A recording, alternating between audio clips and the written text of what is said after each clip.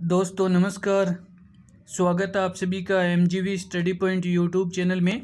तो दोस्तों आज की हमारी मिक्स क्वेश्चन सीरीज नंबर है 41 और ये 41 नंबर सीरीज है जीके की, जिसमें एमसीक्यू टाइप टोटल 20 क्वेश्चन है।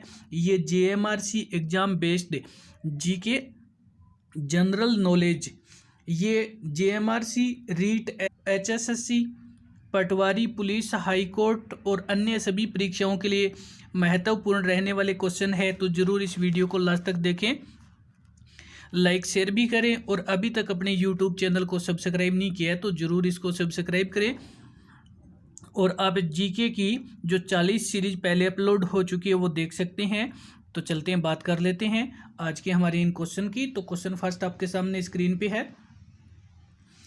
क्वेश्चन फर्स्ट में साइमन कमीशन भारत कब आया था। तो यहाँ पे हम बात कर रहे हैं साइमन कमीशन की और बात कर रहे हैं भारत कब आया था। तो यहाँ पे हमारा आंसर है ऑप्शन ए 3 फरवरी 1928 को साइमन कमीशन भारत आया था। 3 फरवरी 1928 को साइमन कमीशन भारत आया था। और अब हम बात कर लेते हैं, तो यहाँ पे 8 अगस्त 1942 को 8 अगस्त 1942 को महात्मा गांधी ने भारत छोड़ो आंदोलन और ये मुंबई कांग्रेस अधिवेशन में प्रथम बार घोषित किया था।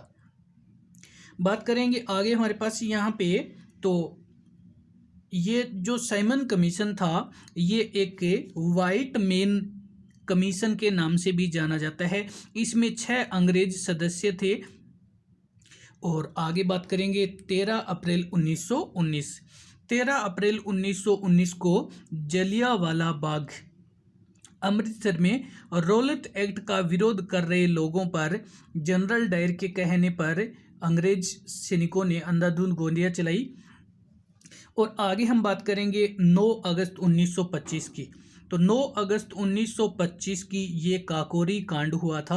काकोरी सहारनपुर से लखनऊ की ओर जा रही काकोरी स्टेशन पे ट्रेन को क्रांतिकारियों ने लूटा था। और चलते नेक्स्ट क्वेश्चन की ओर। तो नेक्स्ट हमारे पास क्वेश्चन नंबर है सेकंड। क्वेश्चन सेकंड आपके सामने स्क्रीन पे है और आपसे पूछा जा रहा है, दक्षिणी अमेरिका महाद्वीप का क्षेत्रफल की दृष्टि से विश्व में कौन सा स्थान है।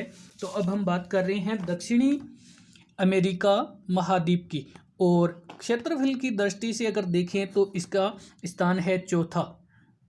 अमेरिका महाद्वीप का क्षेत्रफल की दृष्टि से विश्व में जो स्थान देखा जाए तो इसका स्थान है चौथा। और चलते हैं नेक्स्ट क्वेश्चन की ओर। तो नेक्स्ट हमारे पास क्वेश्चन नंबर है 3। क्वेश्चन 3 आपके सामने है स्क्रीन पे और आपसे पूछा जा रहा है, कपास की खेती के लिए उपयुक्त कौन सी मृदा होती है। तो अब हम बात कर रहे हैं कपास के लिए जो उपयुक्त मिट्टी कौन सी होती है। और कपास के लिए जो उपयुक्त मिट्टी होती है वो होती है काली मिट्टी। ऑप्शन सी करेक्ट है हमारा, कपास के लिए उपयुक्त काली मिट्टी है। और चलते हैं नेक्स्ट क्वेश्चन की ओर। तो नेक्स्ट हमारे पास क्वेश्चन नंबर है 4। क्वेश्चन 4 में किस प्रकार की कृषि में किसान एक छोटे भूखंड पर साधारण औजारों के साथ अधिक श्रम से खेती करता है।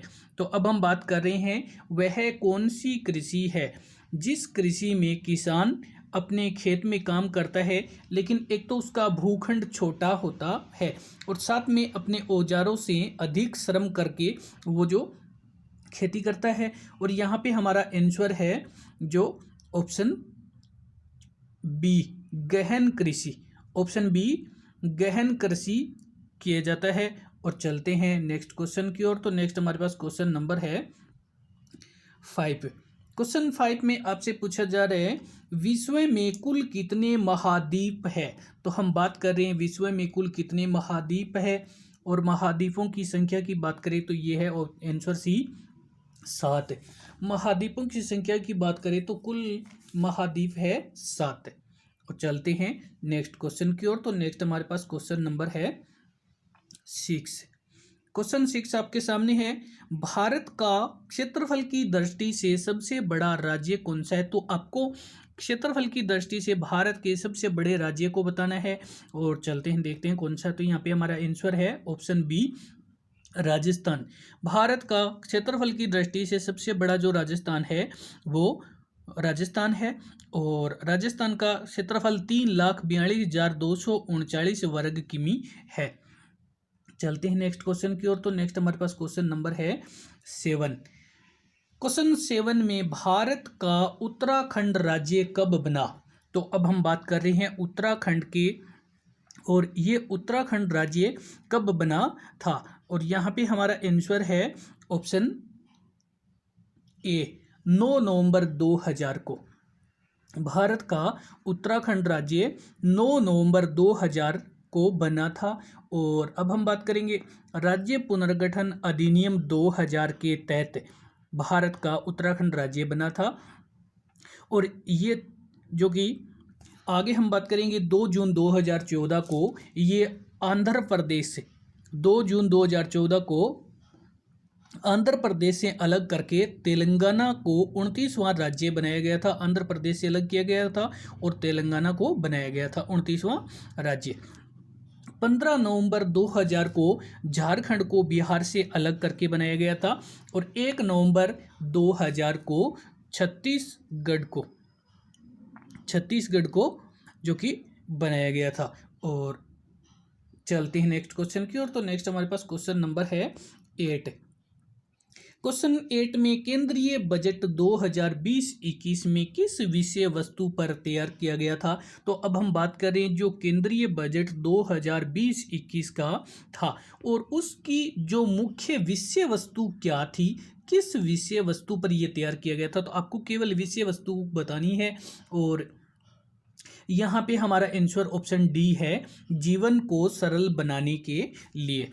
जीवन को सरल बनाने के लिए ये केंद्रीय बजट 2020-21 की विषय वस्तु थी। चलते हैं अगले क्वेश्चन की ओर। तो आगे क्वेश्चन नंबर है हमारे पास 9, और क्वेश्चन 9 की अगर बात की जाए तो यहाँ पे देश में पहली फ्रूट ट्रेन कौन से स्टेशन से रवाना की गई? तो हम बात कर रहे हैं देश की पहली फ्रूट ट्रेन की, और देश की जो पहली फ्रूट ट्रेन थी वो ऑप्शन ए करेक्ट है। ताड़ीपत्री रेलवे स्टेशन से देश की पहली फ्रूट ट्रेन रेल शुरू की गई थी। बढ़ते हैं अगले क्वेश्चन की ओर। तो इससे पहले अगर वीडियो को लाइक शेयर नहीं किया है और चैनल को सब्सक्राइब नहीं किया तो जरूर करें। आगे हमारे पास क्वेश्चन नंबर है 10। क्वेश्चन 10 में राजस्थान में पहली रेल बस कब चली? तो अब हम बात कर रहे हैं पहली रेल बस की, और ये राजस्थान में जो पहली रेल बस चली थी, तो यहाँ पे हमारा आंसर ऑप्शन सी है, 2 अक्टूबर 1994 को। राजस्थान में पहली रेल बस है वो 2 अक्टूबर 1994 को चली थी, और ये चली थी मेड़ता रोड से मेड़ता सिटी के बीच। अब मेड़ता रोड और मेड़ता सिटी के बीच चली थी, ये चली थी 2 अक्टूबर 1994 को, राजस्थान की पहली रेल बस। चलते हैं नेक्स्ट क्वेश्चन की ओर। आगे हमारे पास क्वेश्चन नंबर है 11। क्वेश्चन 11 में 20वीं पशु गणना 2019 में पिछले पशुधन की तुलना में कुल पशुधन की कितनी वृद्धि हुई है? तो अब हम बात कर रहे हैं 2019 में जो 20वीं पशुधन गणना हुई थी, उसमें पिछली पशुधन गणना की तुलना में जो वृद्धि हुई है वो कितनी थी? और यहाँ पे हमारा आंसर है ऑप्शन डी, 4.6%। 4.6% की वृद्धि हुई है पिछली पशुधन गणना की तुलना में, जो अब 20वीं पशुधन गणना हुई है उसमें। चलते हैं अगले क्वेश्चन की ओर। तो आगे क्वेश्चन नंबर है 12। तो बात कर रहे हैं क्वेश्चन 12 की, महाराणा प्रताप की 480वीं जयंती कब मनाएगी? तो अब हम बात कर रहे हैं महाराणा प्रताप की जो 480वीं जयंती है ये कब मनाई थी, और यहाँ पे हमारा आंसर ऑप्शन बी, 9 मई 2020 को। 9 मई 2020 को महाराणा प्रताप की 480वीं जयंती मनाई गई है, और 9 मई 2020 को ये मनाई गई थी। और चलते हैं अगले क्वेश्चन की ओर। तो आगे हमारे पास क्वेश्चन नंबर है 13। क्वेश्चन 13 में गैर नृत्य करने वाले नर्तकों को क्या कहा जाता है? तो अब हम बात कर रहे हैं गैर नर्तकों को, और जो गैर नृत्य करते हैं वो गैर ये कहलाते हैं। गैर नृत्य करने वाले ये गैरिये कहलाते हैं, गैरिया। और चलते हैं अगले क्वेश्चन की ओर। तो आगे क्वेश्चन नंबर है हमारा पास 14। क्वेश्चन 14 में सूर्य का सबसे नजदीकी ग्रह कौन सा है? तो बात कर रहे हैं सूर्य के सबसे नजदीक ग्रह की, और यहाँ पे हमारा आंसर ऑप्शन ए बुध ग्रह। सूर्य का सबसे जो नजदीक ग्रह है ये बुध है, और इसका सूर्य की जो परिक्रमा काल है ये भी बहुत कम है अन्य ग्रह की तुलना में। चलते हैं अगले क्वेश्चन की ओर। तो आगे हमारे पास क्वेश्चन नंबर है 15। क्वेश्चन 15 में संचार उपग्रह किस मंडल में स्थित है? तो अब हम बात कर रहे हैं संचार उपग्रह की, और ये कौन से मंडल में है? तो यहाँ पे हमारा आंसर है ऑप्शन सी आयन मंडल। संचार उपग्रह है ये आयन मंडल में है। तो चलिए बात कर लेते हैं। सबसे पहले हम बात करेंगे क्षोभ मंडल की। ये सबसे निचले स्तर की परत है, और इसमें 165 किलोमीटर की ऊंचाई पर जाने से तापमान में 1 सेंटीग्रेड की कमी आती है। तो क्षोभ मंडल में जब ऊंचाई पे जाते हैं तो इसके तापमान में कमी होती है। और आगे है समताप मंडल। समताप मंडल इसका नाम है स्थिर रहना, और इसमें हम बात करें तो ये 20 किमी के बाद इसके तापमान में अचानक वृद्धि हो जाती है, और वायुयान उड़ान इसमें भरते हैं, और विशेष प्रकार के मेघ बनते हैं जिसको मूलांग मेघ कहते हैं। और आगे हमारे पास है ओजोन मंडल। ओजोन मंडल 32 से लेकर के 50 किलोमीटर तक है। ये पृथ्वी का सुरक्षा कवच भी कहलाता है। इसे नष्ट करने वाली गैस है वो है CFC, क्लोरोफ्लोरोकार्बन। ये कंडीशनर, रेफ्रिजरेटर आदि से निकलने वाली गैस है। ऊंचाई में तापमान वृद्धि होती है। 1 किलोमीटर में 5 सेंटीग्रेड की तापमान की वृद्धि हो जाती है। और अब हम बात कर लेते हैं आयन मंडल की, जो हमारा आंसर है आयन मंडल। आयन मंडल विद्युत आवेशित कणों की अधिकता होती है इसमें, और ऊंचाई के साथ में 1000 सेल्सियस डिग्री तापमान में वृद्धि होती है। और संचार संबंधी जो उपग्रह होते हैं वो इसी मंडल में स्थापित होते हैं।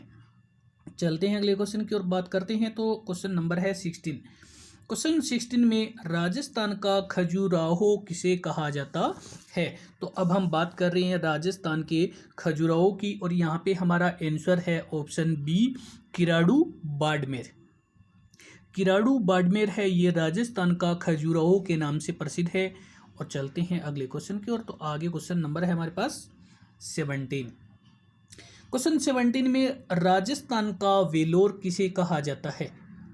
तो हम बात कर रहे हैं राजस्थान के वेलोर की, और यहाँ पे हमारा आंसर ऑप्शन बी भैंसरोडगढ़ दुर्ग को।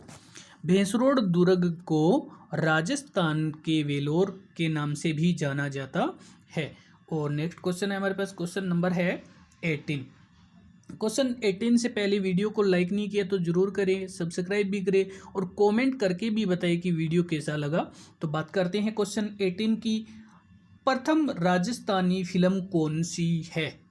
तो आपसे पूछा जा रहा है कि राजस्थान की जो प्रथम फिल्म है वो कौन सी है, और यहाँ पे हमारा आंसर ऑप्शन ए नजरानो। राजस्थान की जो प्रथम फिल्म है वो है नजरानो। और बढ़ते हैं नेक्स्ट क्वेश्चन की ओर। तो नेक्स्ट हमारे पास क्वेश्चन नंबर है 19। क्वेश्चन 19 में राज्यपाल की नियुक्ति कौन करता है? तो अब हम बात कर रहे हैं राज्यपाल की नियुक्ति की, और राज्यपाल की नियुक्ति है वो करता है ऑप्शन ए मुख्य न्यायाधीश। राज्यपाल की नियुक्ति मुख्य न्यायाधीश करता है, और राज्यपाल राज्य का प्रथम नागरिक होता है। और केंद्र में राष्ट्रपति का जो स्थान होता है वही राज्य में राज्यपाल की स्थिति होती है। यानी केंद्र में जो राष्ट्रपति की स्थिति होती है, राष्ट्रपति के पद की जो स्थिति होती है वही राज्य में राज्यपाल की होती है। अनुच्छेद 153 में उल्लेख है कि प्रत्येक राज्य का एक राज्यपाल होगा। संविधान का 7वां संशोधन 1956। एक ही व्यक्ति दो या दो से अधिक राज्यों का राज्यपाल बन सकता है। ये संविधान के 7वें संशोधन 1956 में किया गया है कि एक व्यक्ति दो या दो से अधिक राज्यों का राज्यपाल बन सकता है। अनुच्छेद 159 के तहत राज्यपाल को उच्च न्यायालय के मुख्य न्यायाधीश शपथ दिलाते हैं। तो ये अनुच्छेद 159 में है।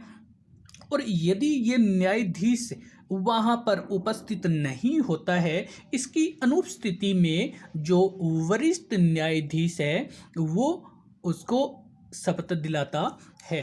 और चलते हैं नेक्स्ट क्वेश्चन की ओर। नेक्स्ट हमारे पास क्वेश्चन नंबर है 20, जो इस वीडियो का लास्ट क्वेश्चन है। क्वेश्चन 20, जनगणना 2011 कब पूरी हुई? तो हम बात कर रहे हैं जनगणना 2011 की, और ये पूरी कब हुई थी तो ये आपको बताना है। तो आपका आंसर है ऑप्शन सी, 31 मार्च 2012 को जनगणना 2011 पूरी हुई थी। तो दोस्तों इसी के साथ में वीडियो देखने के लिए धन्यवाद। लाइक शेयर करते रहें। अपने यूट्यूब चैनल को सब्सक्राइब नहीं किया तो जरूर सब्सक्राइब करें। अपने फ्रेंड्स को भी फॉरवर्ड करते रहिए। तो वीडियो देखने के लिए धन्यवाद।